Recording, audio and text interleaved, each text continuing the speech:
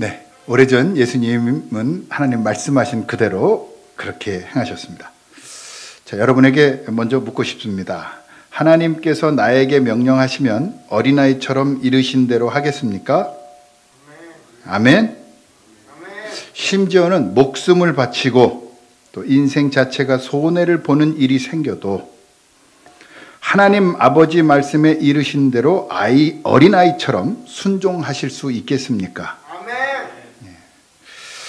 예수님은 어린아이와 같지 않고서는 결탄코 하나님 나라에 이를 수 없다라고 말씀하셨습니다. 어린아이의 특징은 뭐냐? 힘이 없죠. 능력도 없습니다. 그렇기 때문에 부모를 의지하지 않으면 아무것도 할 수 없습니다. 이것처럼 주님만 의지하면 그렇게 해서 사는 자가 바로 어린아이와 같은 신앙을 가진 자입니다. 우리 주 예수 그리스도께서는 모든 것을 하실 수 있는 분이었습니다. 하지만 하나님 말씀에 이르신 대로 순종하사 섬김의 본을 보이심으로 하나님의 영광을 드러내셨습니다. 오늘 말씀을 통해서 우리도 어린아이와 같이 이르신 대로 순종함으로 여러분의 삶에 하나님께 영광 돌림이 넘쳐나기를 주님의 이름으로 간절히 바랍니다. 예수님께서 예루살렘에 가까이 와서 감람산 벳바게와 베다니에 이르렀을 때 제자 중 둘을 보내십니다. 너희는 맞은편 마을로 가라. 그리로 들어가면 곧 아직 아무도 타보지 않은 나귀 새끼가 메어 있는 것을 보리니 부러 끌고 와라. 행여 누가 그거 왜 가져갑니까? 우리 건데. 그러면 주께서 쓰시겠다라고 하면 바로 이리로 보내줄 것이다. 예수님께서는 언제나 하나님이 말씀하신 그대로 행동하셨습니다. 하나님의 말씀에 이르신 대로 베들레헴에 나셨고 공생의 모든 삶을 보면 하나님의 말씀에 따라서 이르신 그대로 움직이셨습니다. 네? 기억해 보십시오. 공생애를 시작할 때도 세례요한에게 세례 받을 필요가 없습니다. 그러나 세례를 받으십니다. 말씀에 이르신 대로. 심지어는 광야로 나가셔서 사탄에게 시험을 받으십니다. 유혹을 3번이나 받지만 그때도 다 무엇으로 이기시죠? 말씀에 이르신 대로 말씀 따라 승리하십니다. 오늘 말씀의 예루살렘 입성도 하나님의 말씀에 이르신 대로, 그래서 병행하는 구절인 마태복음 21장 4절부터 5절에서는 스가랴서 9장 9절 말씀을 인용을 하는데, 왜 예수님이 이렇게 나귀를 타셔야 하느냐? 이는 선지자를 통하여 하신 말씀을 이루려 하심이라. 일러스되 시온 딸에게 이르기를 내 왕이 내게 임하나니 그는 겸손하여 나귀 곧 멍에 매는 짐승의 새끼를 탔도다. 그 말씀 이루신 대로 그대로 순종하십니다. 예수님은 천지를 만드신 하나님 자체이십니다. 하지만 그는 성자로서 하나님 아버지 성부 앞에서는 어린아이처럼 말씀에 이르신 대로 순종했습니다. 어린이 주의를 지키는 이유가 여기 있는 겁니다. 우리는 어린아이와 같은 신앙을 회복해야 합니다. 예수님을 보십시오. 심지어는 겟세마네 동산에서 죽음을 앞두고 지옥에 내려가 하나님과 단절되어지는 형벌까지 받아야 하는 자신의 심정을 그대로 나타내시면서 이 쓴 잔을 할 수만 있다면 옮겨주십시오. 어린아이 같죠? 힘든 거 여러분 하고 싶으세요? 어린아이들은 더더욱이 안 하려고 그래요. 우리 유아원 선생님도 있지만 어린이집 선생님 보면 애들이 힘든 거 있으면 어떻게 해요? 선생님 제거하겠습니다. 이런 애는 아무도 없어요. 네. 이게 어린아이의 마음입니다. 나는 못해요. 나는 연약해요. 나는 부족해요. 언제쯤 돼야 아이들이 제대로 막 제거하겠습니다 그럽니까? 군대나 가봐요. 군대 가서 11m 내펠 떨어 누가 해보겠습니까? 그러면 제일 미련한 사람이 손을 들어 제가 한번 해보겠습니다. 그게 저였습니다. 어린이 주의를 지키는 이유가 여기 있습니다. 아버지의 뜻대로 되기를 원하는 예수님처럼 되겠다. 우리는 말씀에 이르신 대로 순종해야 할 줄 믿습니다. 그렇다면 그 말씀의 핵심이 무엇냐? 바로 십계명에 나옵니다. 그 십계명을 예수님께서는 단 두 가지로 결정을 지었습니다. 하나님 사랑과 이웃 사랑이다. 하나님 사랑은 1부터 4계명, 제1계명은 뭐죠? 네? 나 외에 다른 신을 내게 두지 말지어다. 두 번째는 우상을 섬기거나 만들거나 그렇게 하지 말아라. 세 번째는 망령되이 일컫지 말라. 네 번째는 안식일을 거룩히 지키라. 이렇게 하나님을 사랑하는 것을 말씀하셨습니다. 그런데 여러분 1부터 3계명은 표면적으로 드러납니까? 안 드러납니까? 여러분이 하나님 외에 다른 신을 두는지 표면적으로 드러나요? 안 드러나요? 안 드러나죠. 마음의 문제입니다. 두 번째로 여러분, 두 번째, 우상을 섬기지 마라, 만들지 마라는 보이는 거지만 대부분 우상을 만들면서까지 하나님에게 거역할 사람은 그리스도인 중에 없지요. 그러니까 우상을 섬기는 것은 드러납니까? 안 드러납니까? 드러나지 않아요. 자, 그렇다면 하나님의 이름을 여러분 대놓고 남들한테 하나님 말이야 이래요? 그럴 사람 없습니다. 그러니까 드러나지 않습니다. 그렇다면 하나님 사랑하는 모습이 드러나는 건 뭘까요? 그렇죠. 주의를 성수하는 겁니다. 그 사람이 하나님을 사랑하는지 안 하는지 뭘로 알 수 있느냐? 그 사람이 주의를 거룩하게 지키느냐, 예배를 드리느냐, 하나님 앞에 예배하는 것을 소홀히 하느냐 안 하느냐를 통해서 그 사람이 하나님을 사랑하느냐 안 하느냐가 드러난다는 겁니다. 그래서 하나님은 생각이 있으신 분이에요. 하나님은 다 계획이 있으시구나. 네, 다 생각이 있으십니다. 그래서 그리스도인이라면 주의를 성수하는 모습이 하나님을 사랑한다는 겁니다. 그래서 주일 성수는 내 목숨을 두고라도 지키겠다라고 한 겁니다. 그래서 제가 지금도 공무원이 왔을 때 내쫓다시피 한 겁니다. 우리는 예배를 하나님 앞에 드리는 거지 정부가 우리를 감시하게끔 하는 게 아니라는 거죠. 누가 우리를 감시하고 해서는 안 됩니다. 하나님은 하나님께 드리는 예배가 왜 누구의 감시 대상이 되어야 됩니까? 그렇죠? 그렇기 때문에 저는 예배 드릴 게 아니면 나가십시오. 그 사람들은 신천지와 다를 게 없습니다. 예배 드리는 게 아니잖아요. 예배당에 왜 와요? 주일날? 예배 드리러 오는 거거든요. 그게 목적이 되지 않으면 하나님이 기뻐하시지 않습니다. 왜? 하나님을 사랑해서 교회를 온 게 아니니까. 자, 그렇다면 인간을 위한 사랑은 뭐냐? 첫 번째 인간에게 하신 말씀이 다섯 번째 계명? 내 부모를, 우리 채린이가 저를 공경하나 봐요. 내 부모를 공경하라. 두 번째는 살인하지 말라. 세 번째는 간음하지 말라.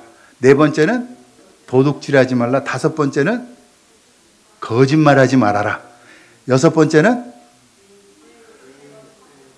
탐내지 말라. 자, 여러분, 십계명의 핵심은 마지막에 다 있습니다. 인간은요, 다 드러나는 범죄예요. 다섯 가지가. 그런데 그 다섯 가지가 뭐 때문에 나타난다고요? 탐심 때문에. 탐심 때문에 부모를 공경 안 하거든요. 내 걸 먼저 챙기니까 부모를 공경 안 하잖아요. 저만 그런가요? 탐심 때문에 죽이는 거죠. 탐심 때문에 간음하는 거죠. 다른 여자를 탐하는 거잖아요. 탐심 때문에 도둑질 하잖아요. 탐심 때문에 거짓말 하잖아요. 그래서 하나님은 핵심을 마지막에 둔 겁니다. 하나님을 사랑하는 것은 뭐라고요? 안식일을 지키는 것, 예배 드리는 것. 이웃을 사랑하는 것은 욕심을 버리라고요. 핵심이 거기에서 드러납니다. 그래서 여러분, 하나님 사랑인 주의를 잘 성수해야 되고, 그리고 인간의 사랑을 위해서는 욕심을 버려라. 예수님이 그렇게 말씀하셨습니다. 우리는 이 말씀에 이르신 대로 해야 할 줄 믿습니다. 그래야 하나님을 사랑하고 이웃을 사랑하는 것이라 말씀에 이르신 대로 순종할 때 하나님의 영광을 체험할 줄 믿습니다. 하나님의 말씀에 이르신 대로 순종하신 예수님은 자신만 그렇게 하신 것이 아닙니다. 나만 잘하는 게 아니라 제자들로 예수님께서 이르신 대로 순종하면 반드시 그 결과가 은혜로 나타남을 늘 체험하게 하셨습니다. 제자들이 예수님이 말씀하신 대로 가보니까 정말로 나귀의 새끼가 문 앞 거리에 매여 있었고, 그 나귀를 푸니까 정말로 거기 서 있던 사람 중 어떤 사람이 야, 나귀 새끼를 왜 풀어가냐? 라고 말하자 우리 함께 6절을 봉독해 보겠습니다. 6절 다 같이 시작. 허락하는지라. 아멘. 제자들이 예수께서 어떻게 한 대로? 이르신 대로. 우리 삶의 참으로 중요한 포인트를 우리에게 보여주시고 있습니다. 제자들은 예수님의 말씀대로 순종했고, 다른 말을 한 것이 아니라 이르신 말 그대로 합니다. 하나님 말씀을 따르는 거, 예수님이 말씀하신 어린아이와 같지 아니하면 하나님 나라에 이룰 수 없다고 한 말씀의 핵심이 여기 있는 겁니다. 자신의 뜻과 자신의 방식에 맞추어 순종하는 것이 아니라 말씀대로 순종하고 말씀대로 전달합니다. 이르신 대로. 그런데 이거 참 쉬운 게 아닙니다. 전에 말 이어가기인가요? 그런 가족 오락관에서 말을 이어가는 거예요. 점점 이어가면 전혀 다른 말이 나오더라고요. 여기서 길게 문장을 이야기하면 저쪽에서는 요상한 말이 나오더라고요. 심지어는요, 행동을 옮겨서 뭐 벽과 벽 사이 갖고 해가지고 잘 못 맞춰요. 왜 그럴까? 사람은요, 무조건 무슨 정보가 들어오면 주관이라는 게 있습니다. 내 생각이 있어요.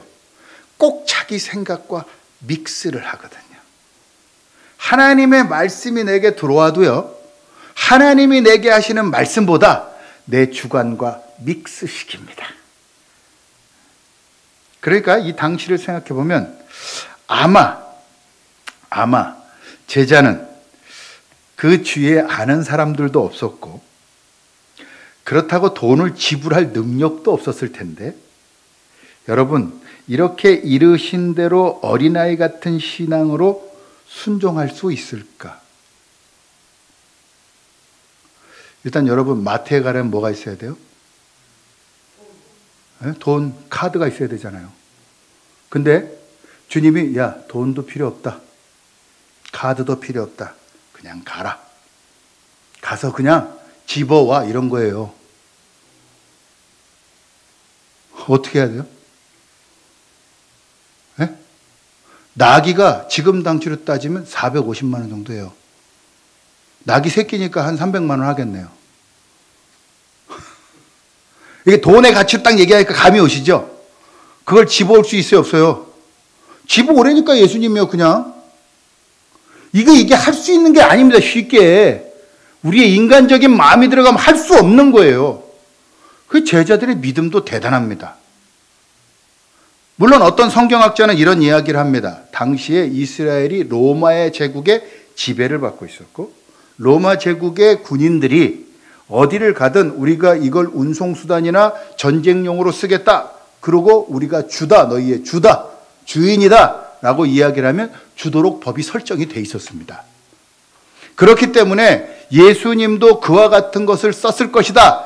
이게 이제 종교 심리학자들이 하는 얘기인데요. 전 이 말에 동의할 수가 없습니다. 왜?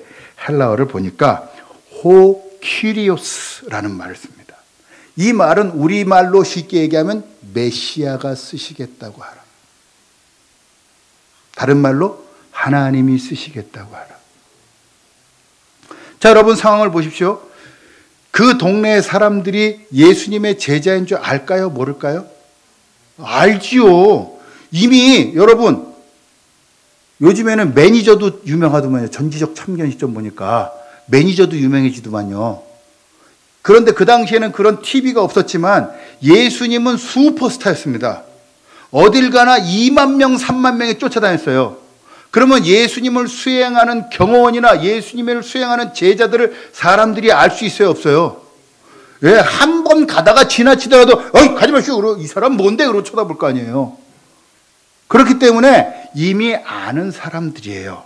그렇기 때문에 그 사람들이 가서 주님께서 쓰시겠다라고 하면 예수님이 쓰시는, 그러니까 아예 해석을 잘했어요. 아, 예수님께서 쓰시겠다고요? 그럼 쓰세요. 이렇게 된 거죠. 그러니까 여러분, 우리가 어떻게 해서 이르신 대로 할 수 있습니까? 이르신 대로 순종할 수 있는 것은 여러분이 예수님을 나의 구세주로 확고히 믿고 있다면 이르신 대로 순종할 수 있습니다. 그런데 내 마음속에 예수님이 나의 주인이 아닌데 어찌 다른 사람들에게 주인이 쓰시겠다고 말하겠습니까? 아직 안장을 씌워본 적이 없는 나귀 새끼 등에 제자들이 겉옷을 얻습니다. 그리고 예수님을 타실 수 있도록 배려합니다. 주님의 말씀대로 순종하니까 내 옷을 만왕의 왕이신 예수님께서 쓰셨다는 겁니다. 여러분, 예수님께서 예수님의 권세를 제자들에게 주셨고 그 권세를 이어받은 자들이 목회자입니다.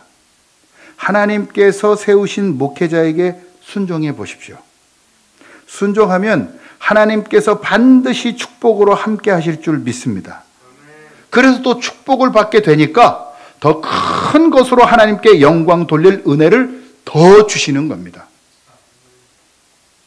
문제는 섬겨본 적이 없으니까 섬길 축복도 받지 못하는 겁니다. 주님 말씀 따라서 이르신 대로 순종하니까 주님 타실 나귀의 등에 자신의 겉옷을 올려서 모든 것을 다 바치게 되는 은혜를 체험할 수 있었다는 겁니다. 하나님을 제대로 섬기는 11조와 여러분의 삶의 예물을 드려보십시오. 더 많은 것을 드릴 수 있도록 반드시 하나님께서 여러분을 축복하실 줄 믿습니다. 주님이 이르신 대로 순종한 제자는 순종함으로 나귀를 얻는 기적을 체험했고 그 기적에 감동해서 자신의 웃옷을 드린 겁니다. 제자들이 이렇게 헌신하니까 어떤 일이 일어나느냐? 사람들이 제자들을 따라서 예수님을 섬기기 시작합니다. 길거리에 자신의 겉옷을 던져 주님의 카페트를 만들고 종려나무를 꺾어서 호산나 호산나 하면서 가오리에 쭉 승전가를 부르기 시작합니다. 한두 사람의 헌신으로 하나님의 영광의 섬김이 이어지더라는 겁니다. 헌신의 한 사람의 섬김으로 사람들이 섬김을 배운 겁니다. 이렇게 한두 사람이 헌신하니까 성전이 이렇게 이뻐지잖아요. 아멘? 예, 섬기면 아름다워지고 이뻐지고 섬김의 은혜가 더 풍족해지는 줄 믿습니다. 여러분, 사람들이 찬양을 주님께 드리고 있지만 말씀에 이르신 대로 순종한 제자들은 여긴 그렇게 안 나왔지만 나귀의 목줄을 잡고 있습니다. 그러면 주님께 찬양하는 겁니다. 호산나 호산나 하지만 누가 찬양을 지금 받아요? 주님만 받아요? 나귀의 목줄을 잡은 사람도 영광을 받는다는 거죠. 이르신 대로 순종하면 내가 그 존재가 아님에도 불구하고 그리스도 옆에 있게 되니까 그리스도의 영광까지 체험하게 된다는 겁니다. 아멘? 그러니까 이르신 대로 순종하는 자가 놀라운 축복 속에 사는 겁니다. 여기 있지만 슬기 집사님이 지난 주일날 우리 강하영 집사님이 저거 나왔다고 국가에서 다자녀한테 후원 나왔다고 짜장을 한번 사겠다고 그래서 짜장에 칠리새우까지 먹었어요. 평생 처음 칠리새우 먹어봤어요? 저 말고 정원구 집사님이 맛있게 먹었습니다. 그 얘기를 임슬기 집사님한테 했더니 저도 하고 싶어요. 한 사람의 섬김이 점점 전파되는 거죠. 또 섬기게 되고 또 섬기게 되고 예수 그리스도께서 말씀에 이르신 대로 순종하니까 제자들도 순종하고 제자들이 순종하니까 또 사람들이 순종하고 영광을 하나님 앞에 돌렸지만 그 당시에 받았던 건 예수님 옆에 있었던 제자들도 신이 나게 영광. 여러분, 내가 모시는 주인이 막 영광을 받은 그 뒤에 따라가면 얼마나 좋을까요? 우와! 예. 여러분, 매니저들이요 뒤에서 무대 뒤에서 있지만 자기가 좋아하는 가수나 연예인이 박수를 받으면 됐다 이러는 모습을 갖지 않습니까? 그것처럼 우리도 주님의 영광에 순종함으로 영광 안에 거하는 저와 여러분이 되시기를 주의 이름으로 간절히 축원합니다. 기도하시겠습니다. 하나님 말씀에 이르신 대로 순종하겠습니다. 이제까지 하나님 내 생각, 내 마음 때문에 하나님의 말씀에 전적으로 순종하지 못했음을 고백합니다. 이제 하나님 교회를 생각하게 하시고 하나님 나라를 생각하게 하시고 하나님 주님의 나라를 더욱 생각함으로 순종함으로 주님의 영광에 함께 거하는 나귀도 얻고 주님의 영광까지도 함께 경험하는 주의 자녀들 되도록 복내려 주시옵소서. 이제는 우리 주 예수 그리스도의 은혜와 아버지 하나님의 극진하신 사랑하심과 성령님의 감동, 감화, 교통, 내주, 축복, 면류하심이 오늘 어린이 주일을 맞이해서 예루살렘 입성을 보며 또 예수 그리스도의 거룩한 순종, 섬김, 그것을 배운 제자들을 통하여 나기도 얻고 영광을 얻게 된 그 거룩한 순종의 모습을 보고 하나님 그대로 따르기로 결단한 주의 자녀들 머리 위에 이제부터 영원토록 함께 하시기를 간절히